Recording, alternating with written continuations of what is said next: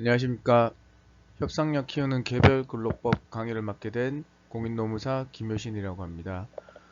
노동조합 측면에서 보면 단체 교섭 시에 우리 조합원들의 어떤 근로조건 향상을 위해서 개별 근로법, 근로기준법에 대해서 조항을 잘 알고 접근을 하시면 조금 더 우월한 위치에서 협상을 이어나가실 수 있게 될 거고요.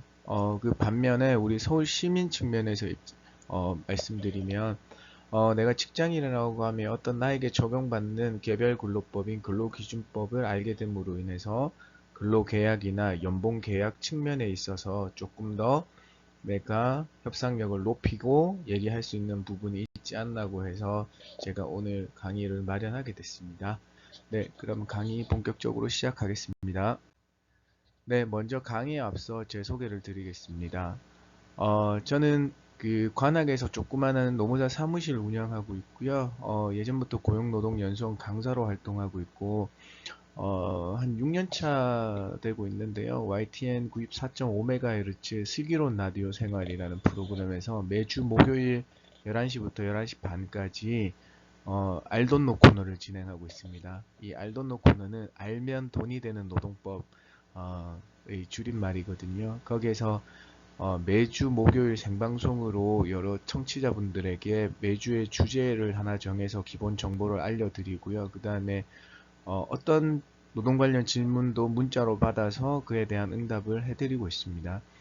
이거 오래 하다가 보니까 여러 군데서 연락들이 많이 오셔가지고요. 올해 1월부터는 KBS 1라디오 세상의 모든 정보에서 매주 수요일 날 1시 15분부터 1시 40분까지 우리 알돈노 코너하고 마찬가지로 하나 주제 정해서 알려드리고 그에 대한 질문이나 다른 노동관계법상 궁금한 점들 문자로 받아서 응답하고 드리고 있어요.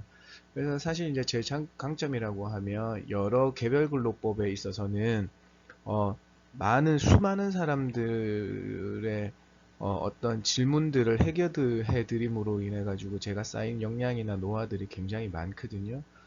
그래서 거기에 대해서 조금 더 어, 강력하게 알려드릴 사항들이 많다. 그래서 오늘 개별 근로법 준비해봤다. 이렇게 말씀드리겠습니다. 본격적으로 시작하겠습니다. 먼저 노동법의 체계입니다. 노동법은요, 우리 잘 알고 계실지 모르겠지만 노동법이라는 딱 명명된 법은 없어요. 사실 말씀드리면 노동관계법령이라고 해야 되겠죠. 근데 우리가 되게 뭐 노동법 합의니까 이렇게 결정됐는데요. 그래서 노동법 체계를 말씀드리면 개별적이냐, 집단적이냐, 협력적이냐, 그냥 세 가지로 나눌 수 있습니다. 오늘은 개별적 근로관계에 대해서 알려드릴 거고요. 거기에 대한 어떤 거냐면 우리 회사 측 사용자와 1인 근로자를 상대로 한다. 여기에는 우리 임금 근로시간의 결정, 그 다음에 휴일 휴가의 사용, 그 다음에 해고, 배치 전환 등의 인사 명령 등이나 재해 보상, 안정상의 조치 등이 있습니다.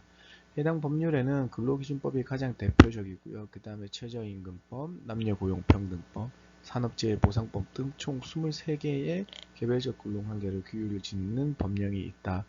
고 말씀드립니다. 그 다음에 집단적 노동관계는 역시나 사용자와 노동조합이 있는 곳에서 규율하는 겁니다. 여기는 노동조합의 설립, 운영, 활동과 단체 교섭, 협약 체결, 불이행 시 제재, 그 다음에 부당노동행위의 구제 등에서 규정을 했고요. 그 다음에 해당 법률은 노동조합 및 노동관계조항법, 그 다음에 교원 공무원의 노동조합 설립 및 운영에 관한 법률이 있습니다. 협력적 노동관계는 사용자와 근로자 집단입니다. 결국에는 이 법을 해당 법은 근로자 참여 및 협력 증진에 관한 법률인데요. 30인 이상 사업장에서 이루어지고 있고 노사협의회를 의무 설치 사업장에 해당되게 되어 있습니다. 네, 그래서 노동법의 대표 주자 결국에는 우리 개별근로법에 대해서 가장 많이 알고 있어야 될 영역에 대해서 말씀드려 보겠습니다. 네, 먼저 근로기준법입니다. 근로기준법은 근로자의 기본적인 생활을 보장하기 위해서 헌법에 따라 근로조건의 최저기준을 정하여 놓는 법률입니다. 그러므로 근로계약서에 근로기준법보다 못하는, 하회하는 조건을 정해놓은 것은 그 부분만 무효로 되고 근로기준법에 규정한 대로 따라가게 되어 있습니다. 그 다음은 최저임금법입니다. 올해 최저임금은 9,860원입니다. 헌법에 따라서 근로자의 임금의 최저 수준을 보장하여 근로자의 생활 안정과 노동의 질을 향상하기 위한 법률입니다. 저기 보시면 월급 환산 206만 740원이 있습니다. 월 209시간이라고 하는데요. 이 부분은 이렇습니다. 209시간이 나온 거는 우리 주 40시간 기준입니다. 1일 8시간, 일주 5일을 하거나 아니면 일주 7일 중에 일주 7일 중에 주 40시간을 하시는 근로자분들에 대한 건데요. 여기에선 주 40시간 플러스 월급제 근로자일 경우에는 한 주 소중 근로일을 만근했을 경우를 가정해서 주휴 시간까지 포괄해서 짜게 되어 있습니다. 그래서 일주일의 유급 인정 시간은 48시간이 되겠습니다. 여기서 48시간 곱하기 4.345주를 하는데요. 이 4.345주는 결국에는 한 달의 평균 주수입니다. 52주가 1년 주수거든요. 52를 12로 나누면 4.333333 이렇게 나와요. 근데 우리는 통상적으로 4.345주라고 하고요. 이것을 곱해주는 평균 월 총 근로시간을 구하게 됩니다. 이렇게 구하게 되면 사실 208.5시간 정도가 나옵니다. 근데 우리가 예전부터 노동부에서는 공무원이어서 4452를 했거든요. 그래서 208.5를 올려서 209시간이라고 한다. 요즘에는 소수점 두째 자리 다 산정하는 것이 거의 대부분인 거니까요. 208.5로 해서 206만 740원이 안 되더라도 정확하게 산정했다면 최저임금 위반이 안 나올 수도 있다 라고 말씀드리겠습니다. 그 다음에 산업재해보상보험법입니다. 근로자의 과실 여부를 묻지 않고 일하다 다치거나 아프기만 하다면 국가가 신속 공정하게 보상하여 근로자를 보호하려는 법입니다. 다음은 고용보험법입니다. 고용보험법에서 가장 큰 제도는 실업급여입니다. 역시나 실업 예방, 그 고용 촉진 및 근로자의 지급 능력 개발 향상을 도모해서 실업급여 등을 실시하는 겁니다. 여기서 실업급여, 근로자가 일자리 잃으면 받게 되는 거 아니냐? 네, 그거는 사실 구직급여입니다. 이 큰 제도는 실업급여 밑에 하회하는 두 가지 제도가 있는데요. 하나는 구직급여, 하나는 고용안정 지급 능력 개발이라는 겁니다. 거기서 이제 구직급여를 받기 위해서는 퇴사를 해야 되는 건 맞지만 비자발적으로 퇴사했을 경우에만 해당되게 되어 있습니다. 이 비자발적인 대표적인 것은 역시나 권고사지, 그 다음에 계약 만료, 정년퇴직 등이 있습니다. 네, 이제 그러면 근로계약을 어떻게 해야 되는지에 대해서 한번 알아보도록 하겠습니다. 네, 근로계약서를 작성해야 되는데요. 여러 4명이서 이제 술자리를 가지고 있는데 한 분께서 근로계약서를 왜 작성해야 하냐고 물어보니까 한 분께서는 그거 법에서 정해져 있잖아. 근로기준법 제17조에서 임금의 구성 항목, 계산 방법 등 서면으로 작성하고 교부하도록 정해져 있기 때문입니다. 네, 맞습니다. 근로계약의 목적은 모든 내용을 문서함으로써 노동 분쟁을 사전에 예방하고 향후 분쟁 발생 시 적절한 대처를 하기 위함입니다. 네, 여기까지는 가장 이론적인 교과서에서 나오는 거고요. 더 큰 이유가 있습니다. 어떤 이유인가 하면요. 근로계약서 미작성 시 형사처벌을 받게 되어 있습니다. 정규직 근로자, 기간의 정함이 없는 근로자죠. 이분들 같은 경우에는 근로계약서 안 쓰면 최대 벌금이 500만원입니다. 이 벌금 500만원이 한 번에 다 나오지는 않고요. 첫 번째 1차 위반 시에 근로계약서 미작성으로 기소 의견으로 송치되면 구약식에서 약 벌금으로 50에서 70만원 정도 부과되는 것을 보았습니다. 이보다 더 많을 수도 있어요. 제가 겪어본 근로계약서 미작성에 대한 처벌 수위는 1차 때는 50에서 70만원 그 사이더라고 말씀드리겠습니다. 기간제 및 단시간 근로자입니다. 기간제는요, 기간의 정함이 있는 근로자, 그러니까 근로 시작일과 계약 만료일이 정해져 있는 알바나 파트타임이나 뭐 일용직이나 시간제나 모든 통칭을 하는 것이고요. 그 다음에 단시간 근로자는 우리 회사에서의 통상의 근로자보다 짧게 일하는 근로자일 수 있습니다. 그래서 이 단시간 근로자가 주 40시간보다 짧게 일하시는 분들이 있고요. 우리 사업장은 주 35시간이다. 그러면은 주 35시간보다 짧게 일하시는 분들이 단시간 근로자입니다. 여기에서는 기간제 근로자 및 단시간 근로자 보호에 관한 법률을 적용을 받는데요. 거기에서도 근로계약 기간, 임금의 구성 항목, 계산 방법, 지불 방법, 근로일 및 근로일별 근로시간, 뭐 휴게, 휴일, 휴가, 네, 근무 장소, 업무 내용을 기재하게 되어 있는데요. 이 각각의 그 조항마다 없었을 경우에는 각각의 과태료가 부과가 되어 있어요. 그래서 최대 아무것도 그러니까 근로계약서를 안 썼으면 과태료 1회당 최대 240만 원까지 부과하고 있습니다. 만약에 근로계약서를 썼는데 저기 중에 뭐 빠진 게 있다고 하면 거기에 맞는 과태료 30만 원에서 50만 원이 부과되게 되어 있습니다. 네, 근로계약서 필수적 기재사항에 한번 보시게 되겠습니다. 요거는 이제 표준 근로계약서인데요. 이 표준 근로계약서를 왜 보여드리냐 하면, 요거는 인터넷에서 너무나 쉽게 구할 수 있습니다.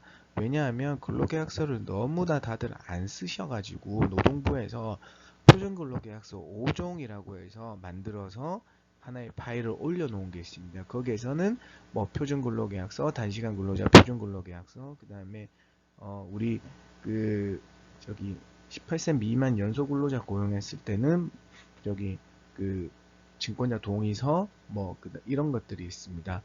여기서 대표적인 거 두 개 끌어왔는데요. 여기는 기간이 정함이 없는 경우 역시나 네, 정규직 근로자에 대한 표준 근로계약서입니다. 그런데 저기 근로개시를 보면 저렇게 기간이 정한 없는 경우라고 적혀져 있지만 근로개시일을 2024년 3월 5일부터 2025년 3월 4일까지로 기재해놨으면 1년의 계약직이 되겠습니다. 이것을 왜 말씀드리냐 하면 사실 저렇게 오해를 불러일으킬 만한 단어는 삭제하고 사용하시면 좋겠다. 라는 거에 대해서 말씀드리려고 합니다. 그러니까 기간의 정함이 없는 경우는 지우시고요. 그냥 표준 근로계약서만 남겨두시고 근로개시일을 만약에 2024년 3월 5일부터까지만 적어놓으면 정규직, 그 다음에 25년 3월 4일까지 근로계약의 종료일까지 기재해 두시면 계약직이 되겠습니다. 소정근로시간, 휴일 적어주시고요. 그 다음에 월급이면 월급제, 상여금이면 있으면 있다, 없으면 없다로 기재해 주시면 되겠습니다. 그 다음에 연차 유급 휴가는 5인 이상 사업장에서만 적용되니까 여기서 근로기준법에서 정하는 바에 따라 부여하면 5인 미만이면 저렇게 정해져 있더라도 법에서는 안 하기 때문에 부여 안 하셔도 되는 그런 게 되겠고요. 그 다음에 만약에 뭐 복권은 상관없이 연차 유급 휴가는 그 적용함 요렇게 하면 4인 미만 사업장에서도 4인 이하 사업장에서도 적용받으실 수 있겠습니다. 사실 사회보험 적용 여부 해당 난의 체크인데요. 저게 체크하고 안 하고 아무 상관이 없습니다. 그 사대보험에 적용되시는 분들은 일주 15시간 이상이나 월 60시간 이상 일하시는 분들은 의무적으로 고용산재, 국민연금, 건강보험 다 가입하게 되어 있습니다. 그 다음은 단시간 근로자 표준근로계약서인데요. 중요한 거는 단시간 근로자들 같은 경우에는 근로일별 근로시간을 기재하도록 되어 있습니다. 그래서 근로일별 근로시간을 저렇게 기재해 주시고 다른 부분들은 우리 아까 왼쪽에 있는 것과 거의 동일하니까 표시하셔가지고 한번 보시면 되겠습니다. 네, 뭐 수습 기간 두는 경우가 많이 있습니다. 근데 다른 잘 모르겠어요. 수습 기간에도 근로계약이 체결된 것이고요. 근데 다만 수습 기간 중에 1년 이상 근로계약을 체결하고 단순 노무직 종사하시는 분들이 아니라고 하면 수습 기간 중 3개월은 최저임금 90%도 적용받을 수 있다. 이것을 잘 보셔야 하는 겁니다. 그래서 근로계약서에 만약에 1년 이상 근로계약 체결도 안 돼 있고 단순 노무 종사자도 해당되지 않는데 수습 3개월간은 최저임금의 90% 적용한다고 하면 네, 법보다 하회하는 조건이니까 그 부분은 무효로 되겠습니다. 그 다음에 입사 3개월 미만에는 사실 해고 예고 의무가 적용되지 않습니다. 해고 예고 의무는 뭐냐 하면 근로자를 해고하려면 30일 전에 예고하거나 그렇지 않았을 경우에는 31분의 통상 임금을 지급하도록 되어 있는데 여기에서 가장 중요한 예외적인 것이 네, 그 입사 그러니까 근속 계속 근로 기간이 3개월 되지 않았을 경우 네, 그 다음에 중대한 근로자 기책 사유로 해고될 경우인데요. 이 중대한 기책 사유는 대부분 금전적인 걸로 근로자에게 기책 사유가 있는 것으로 인정됩니다. 그래서 수습기간 중이나 수습기간 만료 본채용 했을 때 5인 이상 사업장에서는 해고가 쉬운 게 아니에요. 이 여대의 해고는 뭐냐면 수습 기간 중에 만료 통보를 하거나 아니면 본채용 거부를 하게 되는 건데요. 다만 정규직 근로자에 대한 해고의 사유나 그 정당성이 넓게 인정됩니다. 어, 그걸 아시면 되고요. 일단은 무제한적으로 인정되는 것은 아니니까 근로관계 종료 시 5인 이상 사업장에서는 유의를 하셔야 되고요. 그러면 우리 근로자분들은 무작정적으로 내가 회사가 뭐 평가가 안 좋았다는 말만 듣고 나오지는 마시라. 그래서 한번 그 평가에 대한 피드백이 있었는지 내가 수긍할 만한 것인지를 한번 살펴보시면 되겠습니다. 네, 그 다음에 근무 중에 알아야 될 노동법에 대해서 알아보겠습니다. 네, 아까도 계속 쭉 말씀드렸지만 뭐 5인 이상, 4인 이하, 뭐 5인 미만 이렇게 말씀드렸는데요. 우리 근로기준법은 5인 미만과 5인 이상에서 좀 큰 차이를 보이고 있습니다. 어떤 거냐 하면 5인 미만에서는 가장 중요한 연장 야간 휴일 근로에 대한 가산수당과 보상휴가제가 적용되지 않습니다. 그리고 그 관공서 공휴일이 적용되지 않습니다. 해고 등의 제한, 근로기준법 23조에 근로자를 해고하려면 정당한 이유가 있어야 된다라고 규정해놨는데요. 사실 그거에 대한 적용이 을 배제해놓고 그 다음에 노동위원회 구제 신청을 할 수 있는 사용 상시 근로자 수도 5인 이상으로 해놨기 때문입니다. 해고 사유의 서면 통지도 적용받지 않습니다. 근로자를 해고하려면 그 사유와 시기를 기재한 서면을 교부해야 되는데요. 이거는 5인 미만에는 적용되지 않습니다. 다만 아까 말씀드린 해고 예고 수당은 해고 예고 의무는 적용되니까 그에 대한 수당도 적용되겠습니다. 연차 휴가와 우리 여성 근로자들의 월 1회의 보건 생리 휴가가 적용되지 않고요. 그렇습니다. 가장 중요한 조항들은 적용되지 않습니다. 여기에서는 상시 근로자 수는 어떠냐? 그러면 우리가 뭐 고용보험이나 이런 데 가입되어 있는 사람이 5명 넘어야 되냐? 이런 말씀들을 하실 수 있는데요. 그건 아니고요. 상시 근로자 수는 사유 발생일 전 1개월 내에 사용한 근로자의 연인원 수를 1개월 내에 사업장 가동 일수로 나눠주는 겁니다. 여기에 연인원 수는요. 매일의 근로자 수를 모두 합산한 수입니다. 다만 파견 근로자는 제외하고요. 또 재밌는 게 산정 결과 5인 미만이더라도 5인 미만일 수가 50% 미만인 경우에는 상시 5인 이상 사업장으로 보게 됩니다. 그런데 반대의 역으로 경우에도 5인 이상이더라도 5인 미만일 수가 2분의 1 이상, 그러니까 5인 이상이 50%가 아닌 경우에는 상시 5인 미만 사용 사업장으로 보도록 하고 있습니다. 예시를 한번 들어보겠습니다. A 회사는 월요일부터 금요일까지 주 5일제로 근무하며 24년 1월 14일까지는 3인 근무했고 1월 15일부터 2인의 근로자가 추가 고용되었습니다. 24년 2월 1일에 A회사가 휴업하는 경우 근로자에게 휴업수당을 지급해야 하시는 여부가 묻고 있습니다. 휴업수당은요. 사용자의 규칙 사유로 휴업하는 경우 평균 임금을 주도록 하는 경우거든요. 그래서 그 상시 5인 이상의 사업장에서만 적용되어 옵니다. 그렇기 때문에 여기를 이렇게 계산을 하면 근로자의 연인원은 92명이고요. 가동일수는 22일인데 나누면 4.181명으로 5인 미만입니다. 그런데 일별로 5인 미만일 수가 9일, 5인 이상일 수가 13일로서 5인 미만일 수가 2분의 1, 50% 미만이 되겠습니다. 그렇다면 5인 이상 사업장에서 휴업수당을 지급하여야 되겠습니다. 네, 다음은 근로시간입니다. 근로시간은 사용자의 지휘 감독 하에 있는 시간입니다. 실제 작업 시간 및 근로자의 노동력이 사용자의 지휘 감독 아래 놓인 시간입니다. 작업 개시부터 종료까지의 시간에서 휴게 시간을 제외한 시간을 의미하는 거고요. 이것은 근로기준법에 50조에 규정되어 있습니다. 우리가 주 5일들 많이 말씀하시는데요. 주 5일이라는 단어는 근로기준법에 없습니다. 근로기준법에서는 일주란 어떤 기산점을 토대로 7일간을 의미한다고 하고요. 그 다음에 근로시간은 1주간 근로시간, 휴게시간 제외하고 40시간, 1일의 근로시간은 휴게시간 제외하고 8시간을 초과할 수 없다. 이것은 법정 근로시간으로서요. 5인 이상 사업장에서만 적용됩니다.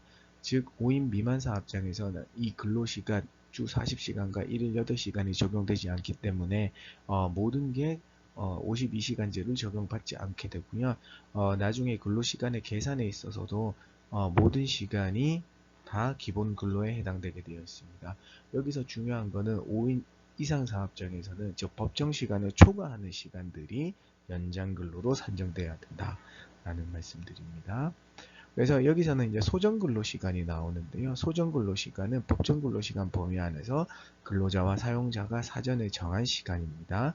그래서 법정근로시간 내에서 체결해야 되는 거고요. 법정근로시간 초과하면 연장근로시간으로서 1.5배 가산이 들어간다라는 점 다시 말씀드립니다. 네, 법정 근로 시간입니다. 일반 성인 근로자 840 일주 12시간에서 52시간을 적용받는 모습을 볼 수 있습니다. 그 다음에 임신 중의 근로자는요, 법정 연장 근로 시간 불가하고요. 그 다음에 산후 1년 미만의 여성 근로자 같은 경우에는 법정 근로 시간 연장이 한도가 정해져 있다는 점 다시 말씀드리겠습니다.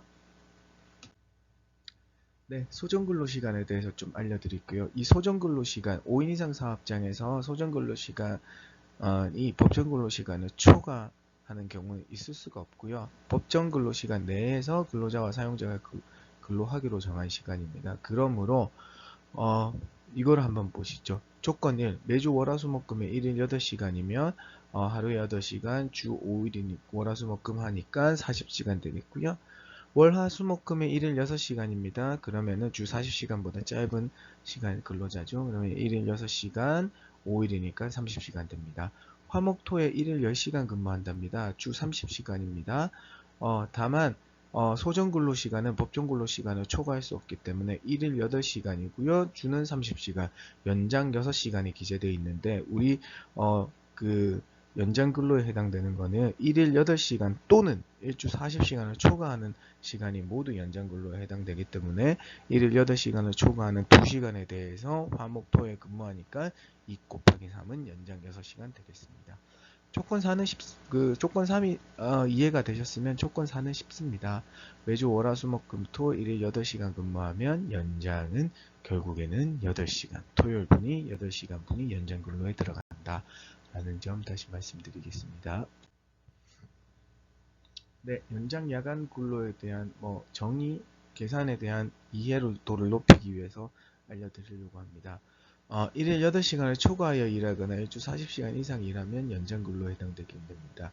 일주 12시간 한도고요. 단 1일에 대한 제한은 없습니다. 이 연장 근로에 대해서 그때그때마다 동의를 받아야 되냐? 그것은 아닙니다. 연장 근로시마다 할 필요 없이 근로계약 등으로 미리 포괄적 사전 동의를 받게 되어 있습니다. 단시간 근로자 같은 경우에는요, 소정 근로시간을 초과하는 근로시간은 모두 연장 근로에 해당된다고 말씀드리겠습니다. 다음은 야간 근로시간인데요. 이 야간 근로시간은 우리 피로도가 더 극심하기 때문에 50% 가산을 더 적용해 주는 겁니다. 오후 10시부터 다음날 오전 6시까지 일하는 시간에 야간 근로시간이라고 합니다. 시기로 일했다면 시기로 한 날 일했다면 휴일 근로입니다. 이 시기로 한 날은 우리 회사에서 시기로 한 게 아니라 법에서 정해져 있습니다. 법정 휴일이라고 하는데요. 5인 이상 사업장에서는 주일, 근로자의 날, 그 다음에 관공서 공휴일에 관한 규정에 의한 공휴일이 법정 유급 휴일로서 이날 쉬게 되면 쉬더라도 급여에 차감이 없고요. 일하게 되시면 휴일 근로수당을 받아야 됩니다. 5인 미만 사업장에서는 주요일 근로자의 날만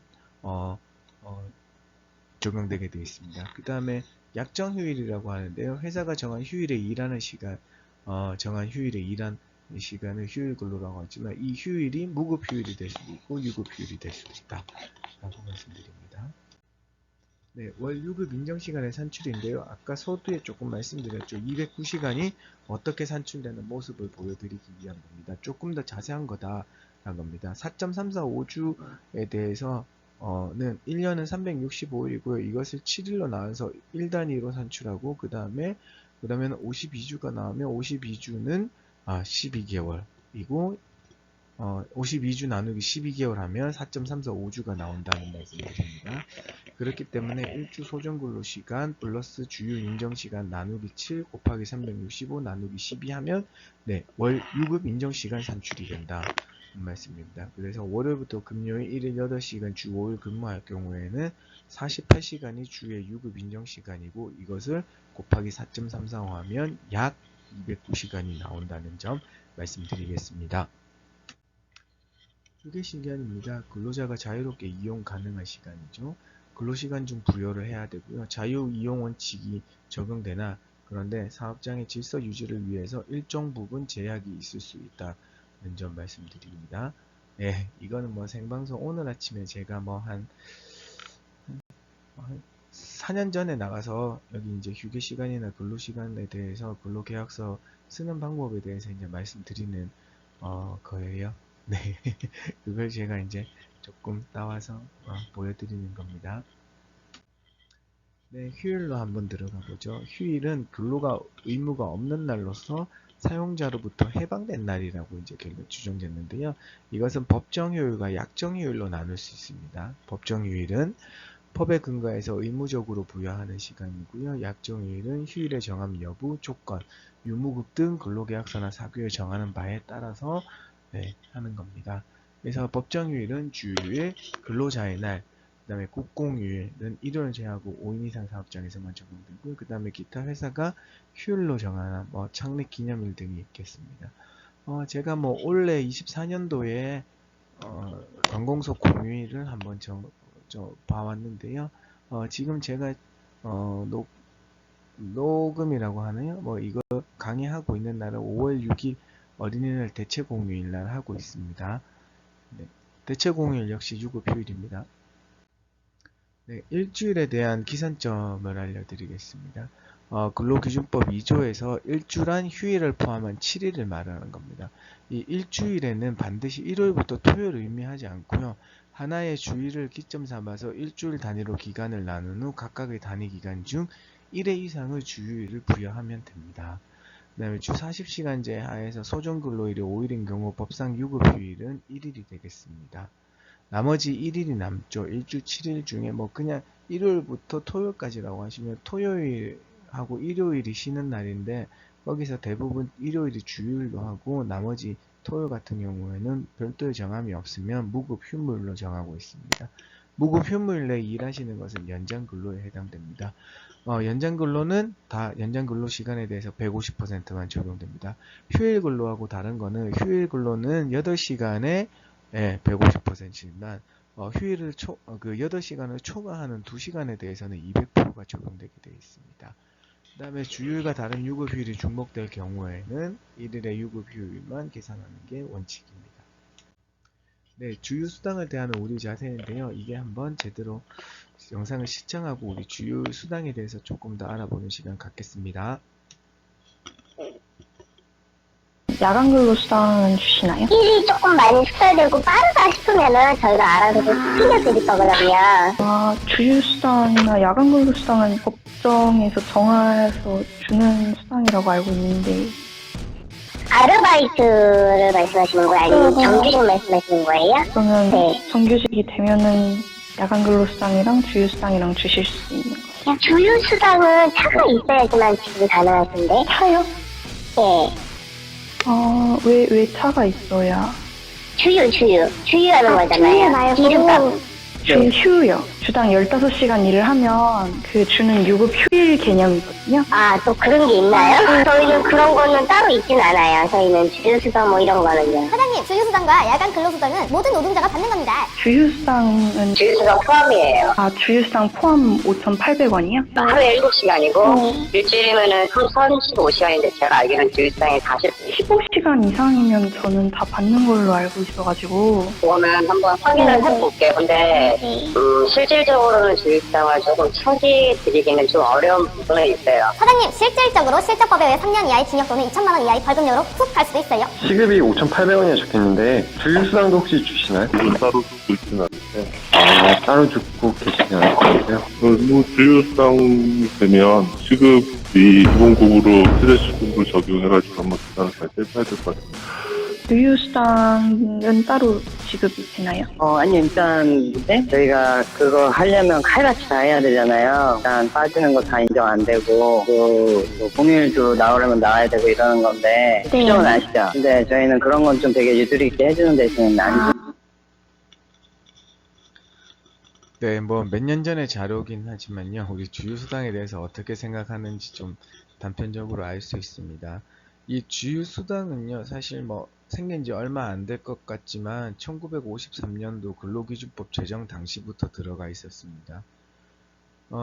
60, 70년대 뭐 그 다음에 80년대 뭐까지는요, 뭐 노동법에 대해서 사회적으로 얘기할 수 있는 분위기도 아니었고요. 다들 같이 사시느라 바쁘셨잖아요.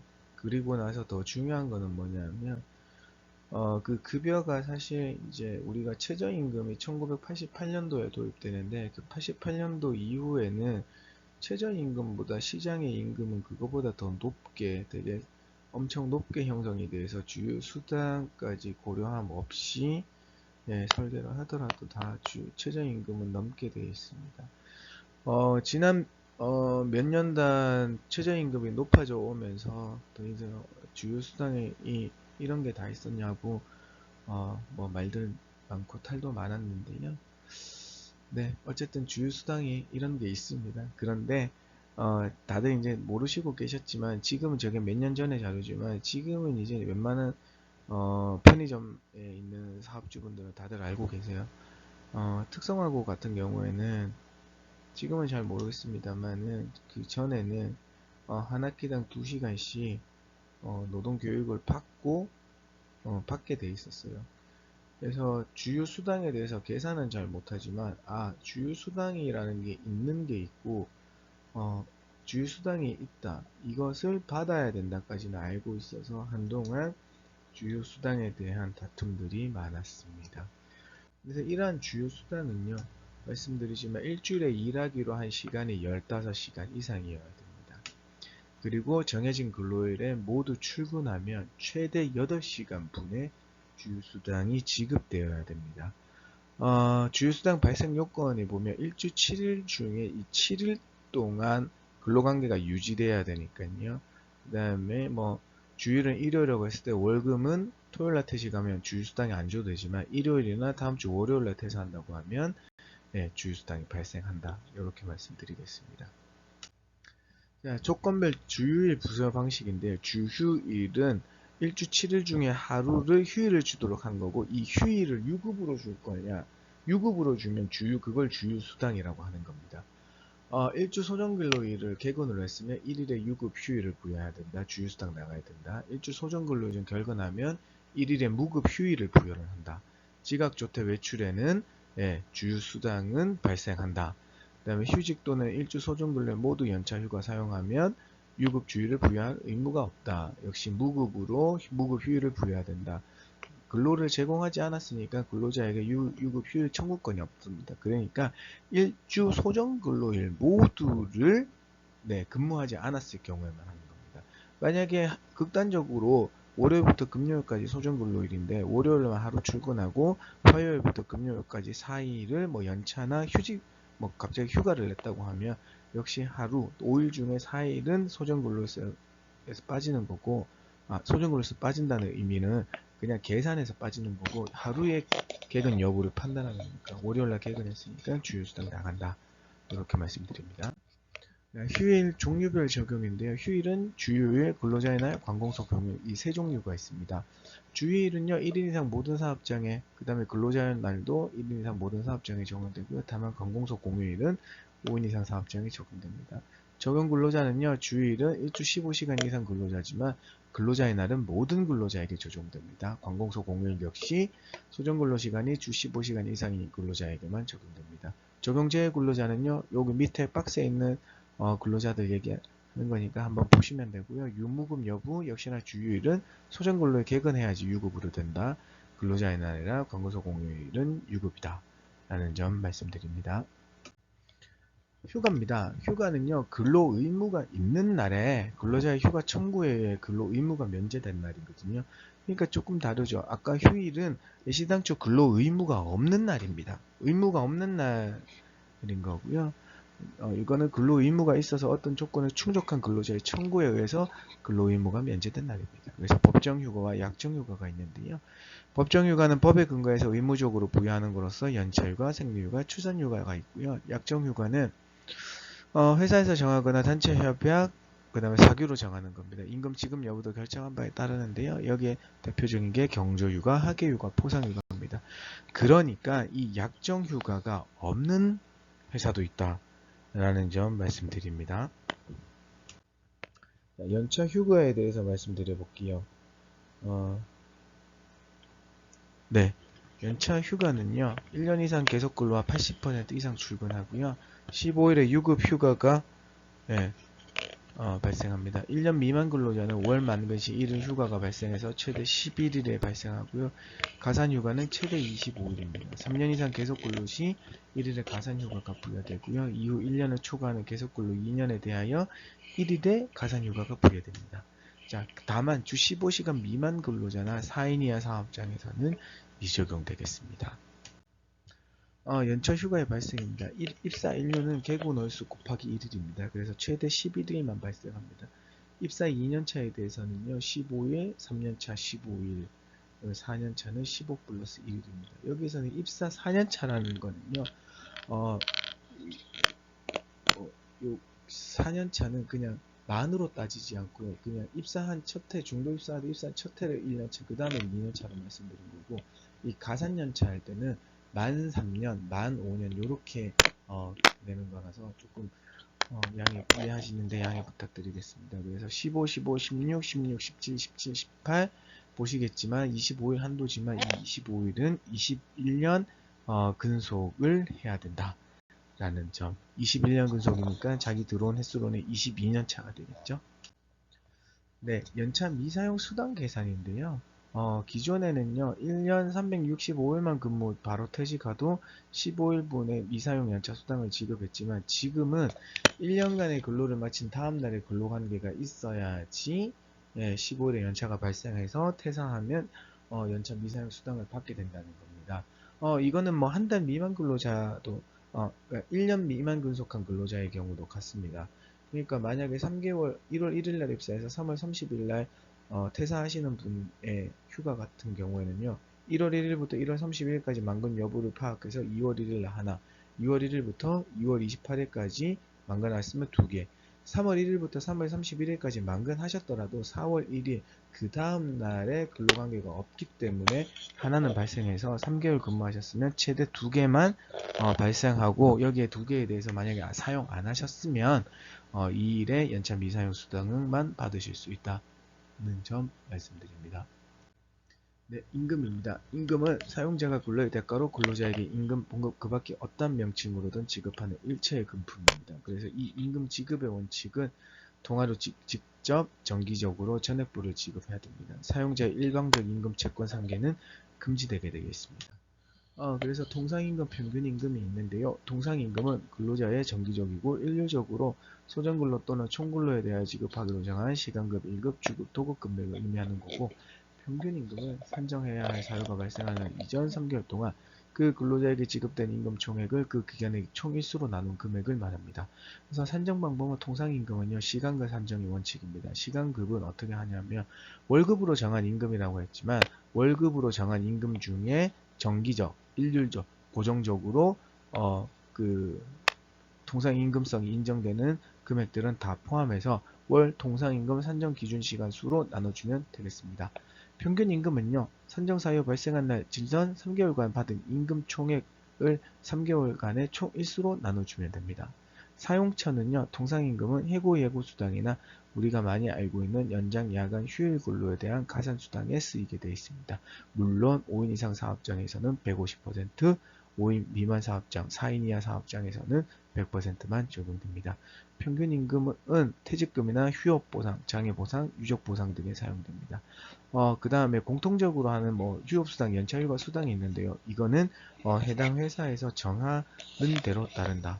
그러니까 휴업수당의 연차수당을 통상임금으로 한다고 어떤 회사 취업규칙이나 이런데 단체회의나 정했으면 여기에 따르고, 평균임금으로 한다고 하면 거기에 따른다는 걸로 보시면 되겠습니다. 그래서 계속 쭉 말씀드렸지만 이런 게 포인트일 수도 있습니다. 협상력을 높인다는 것이, 우리는 휴업수당, 연차휴가 수당을 통상임금으로 산정한다고 하면 법대로 그대로 적용시키는 거고요.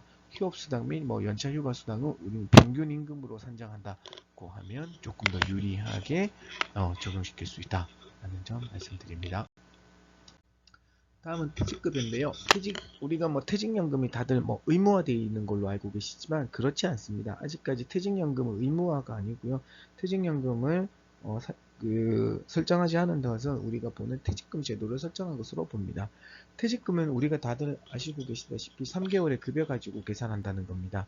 계속 근로기간 1년에 대해서 30일분의 평균임금을 지급하는 건데요. 법정 퇴직금은 평균임금 1일 평균임금 곱하기 30일 곱하기 총 재직일수 나누기 365일입니다. 여기서 1일 평균임금이 퇴사 전 3개월 동안 받은 임금 총액을 3개월 동안의 일수로 나눠주는 것입니다. 퇴직연금은 DB형과 DC형이 있습니다. DB형 역시 법정 퇴직금 계산 방식과 동일하고요. DC형은 1년 임금 총액의 12분의 1을 납입하는 겁니다. 지금은 이제 퇴직금 지급 시에도 IRP 계좌 지급으로 의무화가 됐는데요. 다만 IRP 지급 의무 예외는 만 55세 이후 퇴직하거나 퇴직급여액이 300만원 이하인 경우, 그다음에 사망으로 인한 당연퇴직, 뭐 다른 두 가지 경우들이 더 있습니다. 이때 IRP로 이전 받으실 때는요, 세전 퇴직금이다라고 말씀드리겠습니다. 저 퇴직금을 항상 받을 때는 기존 급여 계좌로 받을 때는 퇴직금 계산에서 퇴직소득세와 주민세를 공제한 나머지 차인 지급액을 받았는데요. 지금 IRP로 계좌로 이전 받으실 때는 세전 퇴직금을 이전 받으셔야 됩니다.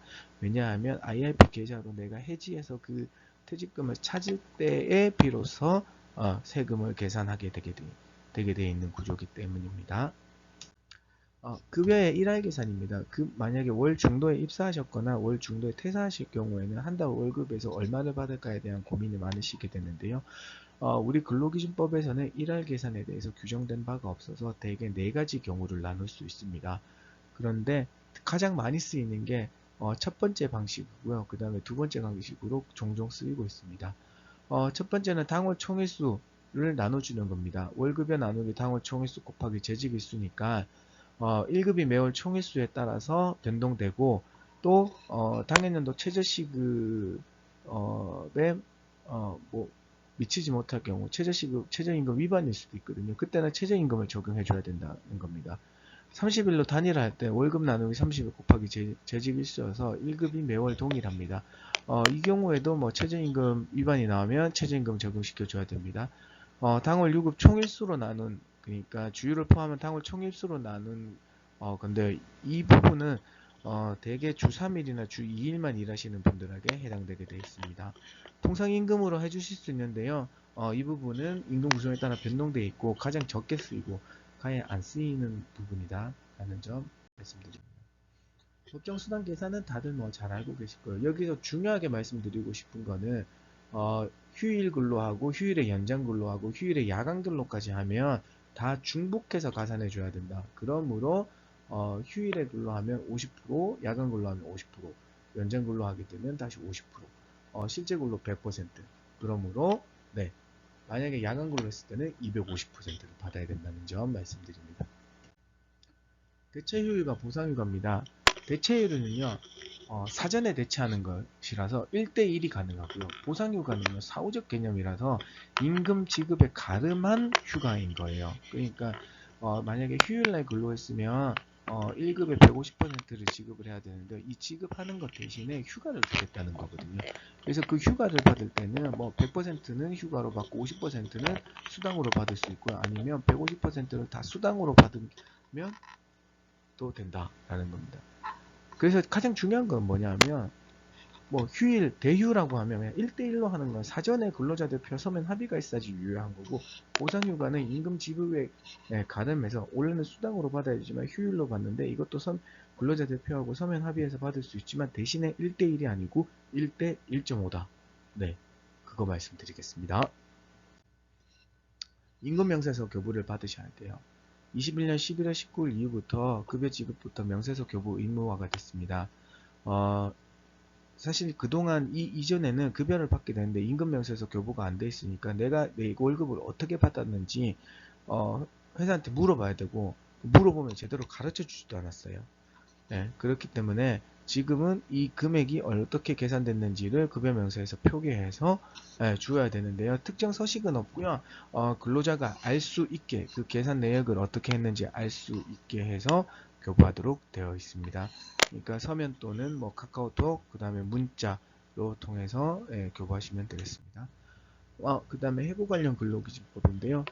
해고 등의 제한, 일단은 근로자에게 정당한 이유 없이 해고, 휴직, 정직, 전직, 감봉 그 밖에 징벌을 하지 못한다고 되어 있고요. 여기서 정당한 이유는 사회통념상 고용계약을 계속시킬 수 없을 정도로 근로자에게 책임 있는 사유가 있다거나 부득이한 경영상 필요가 있는 경우를 말하고 이 역시 5인 이상 사업장에서만 적용되지만 23조 2항에서는 사용자는 근로자가 업무상 부상 또는 질병의 요양을 위하여 휴업한 기간과 그 후 30일 그 다음에 산준의 여성이 이 법에 따라 휴업한 기간과 그 후 30일 동안 해고하지 못한다. 다만 사용자가 85세 사유에 따라 일시보상을 하였을 경우 또는 사업을 계속할 수 없기 때문에 그러하지 아니하다라고 하여서 1인 이상 사업장에서도 절대적 해고 금지 기간에 해고를 하게 되면 벌금이 있다. 형사처벌이 있다고 말씀드립니다. 해고 서면 통보는 아까 말씀드렸습니다. 이 경우 해고 사유와 시기를 서면으로 통지해야 되는 것이라서 구두 통보, 문자 통보는 서면 통보의 위반입니다. 5인 이상 사업장에서만 적용됩니다. 다만 해고 예고는 상시 근로 사용 근로자에서 불문하고 모든 사업장에 적용됩니다. 다만 근로기간 3개월 미만이나 중대한 근로자 기책 사유로 해고하는 경우에는 예외가 되겠습니다. 해고의 정당성 판단은 5인 이상 사업장에서는 그 사유, 절차, 양정의 3면에 대해서 충족을 해야 됩니다. 그 사유는 사교 등에 명시한 사유에 해당하는 근로자의 비위행위가 존재해야 됩니다. 절차는 서면 통보나 취업 규칙 등에 정해진 절차를 준수해야 되고요. 양정은 이 근로자의 비위 행위가 해고가 하는 것이 마땅한가의 문제가 되겠습니다. 만약에 이제 부당 해고를 당하시면 법원에 해고 무효 확인 소송을 제기할 수 있고요. 노동위원회 부당해고 등 구제 신청을 제기할 수 있습니다. 법원에 해고 무효 확인 소송을 제기할 수 있는 경우에는 근로자 1인 이상 사업장에서는 무조건 다 적용되게 되어 있습니다. 이 해고 무효 확인 소송에서는 역시나 제척기간이라는 게 없습니다. 노동위원회 부당해고 구제 신청은요 5인 이상 사업장에서 해고 당하신 분만 가능하고 해고일로부터 3개월 이내에 신청하셔야 되는 겁니다. 소송 대비 시간 및 비용이 저렴하고요. 월 300만원 미만 근로자는 국선 노무사를 지원합니다. 먼저 해고를 당하시는 분은 사업장 소재지구관의 지방노동위원회 구제 신청하시면 신문회의 판정회의 거쳐서 판정이 됩니다. 이 판정에 불복하는 사람은 송남받은 날부터 10일 이내에 중앙노동위원회 재심 신청하셔야 되는 거예요. 바로 진호의 판정에 대해서는 우리가 행정소송으로 갈 수 있습니다. 그 중앙노동위원회에 반드시 거쳐서 중앙노동위원회 불복 시 행정소송으로 제기할 수 있다는 점 알려드리겠습니다. 만약에 부당해고로 판정되면 어떻게 되느냐에 말씀드리면 원직 복직을 원하는 경우와 원직 복직을 하지 않을 경우가 있을 수 있습니다. 원직 복직을 원하는 경우에는요 해고는 처음부터 소급해서 무효가 되므로 해고 기간 동안에 임금을 지급해야 되는 겁니다. 그래서 만약에 우리가 부당해고를 당하시고 바로 노동위원회 구제 신청해서 사용자가 이게 그 부당해고가 맞다, 절대 이길 수 없다고 판정해서 바로 원직 복직의 명령을 내리면 해고 기간 동안에 그거를 했던 기간이 한 달도 채 안 될 수도 있어서 그 기간 동안 급여를 받을 수 없지만 계속 회사가 부당해고인 걸 알면서도 사업장에 복직을 시키기 싫어서 결국에는 대법원까지 판결을 진행할 경우에는 해고일로부터 3년이 넘게 만약에 부당해고로 판정되면 그 기간 중에 급여를 지급해야 되는 것입니다. 대개 이런 경우도 있습니다. 원직 복직을 원하지 않는 경우 금전보상을 신청하게 되는데요. 이 부분은 그냥 내가 회사도 돌아가기 싫지만은 해고 당한 거에 대한 어떤 배상이나 위로금을 받아야 되겠다는 겁니다. 그렇기 때문에 근로자만 신청할 수 있을 거고요. 금전보상은 해고일로부터 지방노동위의 초심 판정일까지의 임금 상당액과 위로금이 산정되게 되어 있습니다. 그다음에 주의하실 거는요, 해고당하듯이 다른 중간 수입이 발생한 경우에는 휴업수당 평균임금의 70%를 초과하는 금액 범위 내에서 이를 공제하게 되어 있다라는 점 말씀드립니다. 다음은 중대재해 예방인데요. 이거는 거의 개별근로법은 해당되지 않지만 되게 조금 그냥 노동 교양으로 지식으로 조금 알고 계시면 좋을 것 같아서 준비했습니다. 중대재해는요, 중대산업재해와 중대시민재해로 나뉩니다. 중대산업재해는 사업 또는 사업장에 일하는 모든 사람의 안전 및 보건을 확보하도록 의무를 부과한 거고요. 여기에서 안전 및 보건 확보 의무를 다하지 않아 발생한 산업재해, 중대산업재해에 대해서 처벌하는 거고요. 중대시민재해는요, 공중이용시설 또는 공중교통의 설계나 기타 결함을 원인으로 발생한 재해가 가 되겠습니다. 그러므로 산업재해가 아니라면 중대산업재해가 될 수 없다라는 겁니다. 이 중대산업재해의 요건은요, 사망자가 1명 발생하거나 같은 사고 부상자가 2명 이상 발생, 그 다음에 직업성 질병 1년 이내에 3명 이상 발생 하는 걸 같은 유해 요인 3명 이상 발생하면 되겠습니다. 처벌은요, 사망인 경우에는 사업주 경영 책임자 1년 이상 징역 또는 10억 원 이하 벌금이고요.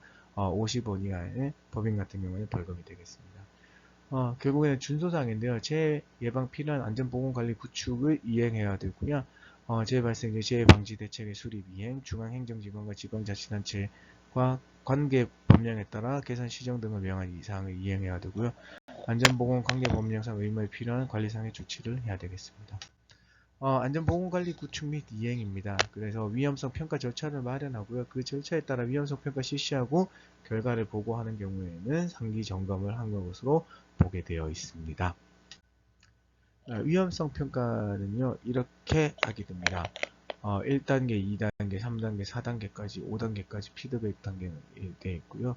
실시식으로는 최초는 사업장 성립부터 1년, 정기평가는 최초평가 후 매년 정기요. 수시평가는 산재 발생 시 시설 공정 평정 시 하게 되어 있습니다.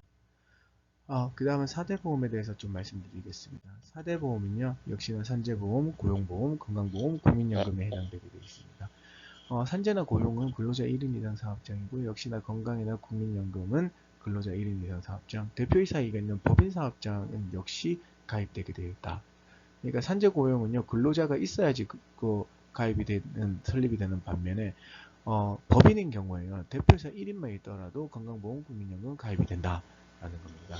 여기에서는 취득 상실 신고 시기는요, 건강보험은 14일 이내에 신고하는 거지만은 대개 취득 입사한 거나 퇴사일에 속하는 다음 달 15일까지가 법정 신고 기한이다 라는 점 말씀드리겠습니다.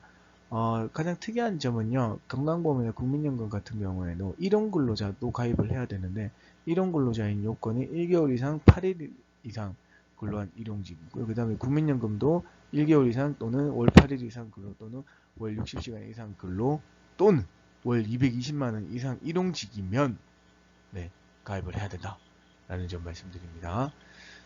네, 그다지 자격상실은 퇴직한 날의 마지막 근무일의 다음 날이다 라는 점 말씀드리고요. 보험료 산정 및 부과를 하고, 근로자 부담금 보험료의 공제는 산재보험에 해당 사항이 없죠. 왜냐하면 산재보험은 사용자 100% 부담금으로 이루어지기 때문입니다. 고용보험은요, 입사일부터 일할 계산된 금액이 부과되고, 건강보험이나 국민연금은 1일 입사 시 입사월부터 건강보험료와 국민연금료가 공제되지만요, 2일 이후 입사는 입사월의 다음 달로부터, 그러니까 입사한 달에는 한 달을 채우지 못했기 때문에 부과되지 않고 둘째 달부터 부과가 된다 말씀드립니다. 역으로는요, 퇴사할 때는요, 하루라도 근무하면 부과가 되지만 말일날 했으면은 부과되지 않는다 라는 점 말씀드립니다.